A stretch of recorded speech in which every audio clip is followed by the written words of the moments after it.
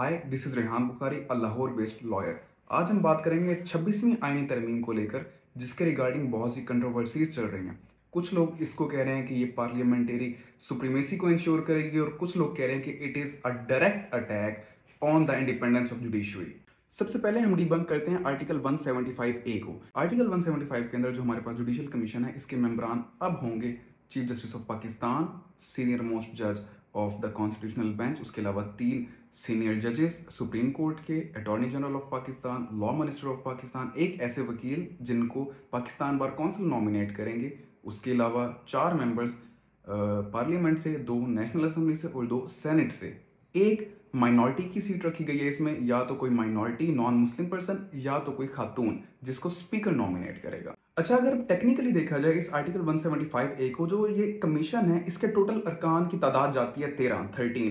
और अगर हम लोग थोड़ा सा टेक्निकल सेंस में मजीद देखें तो इसमें से 7 अरकान या 7 मेंबर्स ऐसे होंगे जिनका डायरेक्ट ताल्लुक होगा गवर्नमेंट से। इसका मतलब कि जो भी एक प्रेजेंट गवर्नमेंट है, जो कि रूलिंग गवर्नमेंट है, उसके पास एक एज होगा कि वो अपनी मर्जी के जो जजेस है वो अपॉइंट करेंगे। सेम आर्टिकल 175A इसकी क्लॉज 3 के अंदर ये अमेंडमेंट की गई है कि पहले पाकिस्तान के अंदर जो चीफ जस्टिस ऑफ पाकिस्तान होते थे वो एक सीनियरिटी की बेस के ऊपर आते थे। अब ये किया गया कि एक कमेटी होगी जिसके अंदर कुल 12 अरकान होंगे, 8 नेशनल असेंबली से, 4 सेनेट के, और ये कमेटी 2/3 अक्सरियत के साथ एक नाम नॉमिनेट करेगी प्राइम मिनिस्टर ऑफ पाकिस्तान को, जो फर्दर ये आगे भेजेंगे प्रेसिडेंट को। इसका मतलब ये है कि जो भी अब चीफ जस्टिस ऑफ पाकिस्तान होगा वो सीनियरिटी की बेस के ऊपर नहीं बल्कि पॉलिटिकल डिसीजंस के ऊपर आएंगे। अब जरा हम जो अगली अमेंडमेंट है उसके ऊपर आते हैं, आर्टिकल 175A क्लॉज 18। अच्छा, इस हिसाब से जो कमीशन, यही पार्लियामेंट्री कमीशन है, जो पार्लियामेंट्री कमेटी है जो चीफ जस्टिस ऑफ पाकिस्तान को नॉमिनेट करेगी प्राइम मिनिस्टर को, उसको एक और इख्तियार दिया गया। वो ये इख्तियार है कि ये कमेटी अब जो जजेस हैं उनकी परफॉर्मेंसेस को इवेल्युएट करेगी, और अगर इन्हें लगेगा कि कोई जज अपना काम सही से नहीं कर रहा, उसकी ये रिपोर्ट भेजेंगे सुप्रीम जुडिशियल काउंसिल को, जो कि रिस्पॉन्सिबल है जजेस को रिमूव करने की। और सुप्रीम जुडिशियल काउंसिल जितना इफेक्टिवली काम करती है वो हमें मालूम है। 2018 का शौकत अजीजी केस जो है फेमस, वो इसके ऊपर एक हम लोग कह लें कि एग्जांपल है, केस इन पॉइंट है कि पॉलिटिकल रीजंस की वजह से एक जज को हटाया गया था। अच्छा, अब हम बात करते हैं जो हमारा सबसे कंट्रोवर्शियल टॉपिक है इस अमेंडमेंट का, that is the constitutional bench.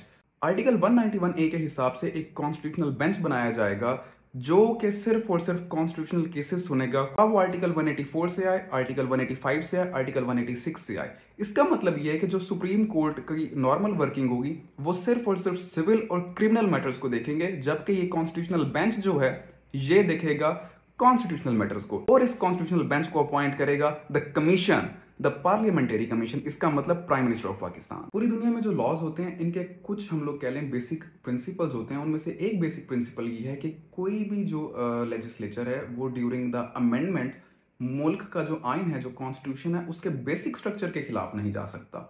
26th amendment somewhat जो हमारे मुल्क का बेसिक स्ट्रक्चर है इसके खिलाफ है। वो इस तरीके से कि हमारा आर्टिकल 2A ऑब्जेक्टिव रेजोल्यूशन या प्रीएम्बल क्लियरली कहते हैं कि इंडिपेंडेंस ऑफ जुडिशरी इंश्योर की जाएगी और उसे सेपरेट रखा जाएगा पॉलिटिक्स से। हम लोगों ने by the virtue of article 175A and article 191A directly link कर दिया जुडिशरी को पॉलिटिक्स से। So this was 26th constitutional amendment. अगर एज पर द एसेंस देखा जाए ये एक अच्छी अमेंडमेंट है जो कि जो जुडिशियल एक्टिविज्म है उसको खत्म करेगी। जुडिशरी ने जिस तरह हमेशा डॉक्ट्रिन ऑफ नेसेसिटी को इन्वोक करके हमारे मुल्क के पॉलिटिकल सिस्टम को, डेमोक्रेसी को डिरेल किया था, उससे हमें निजात मिलेगी, लेकिन इसके साथ ही हमें एक पॉलिटिसाइज्ड जुडिशरी भी देखने को मिलेगी। Thank you so much.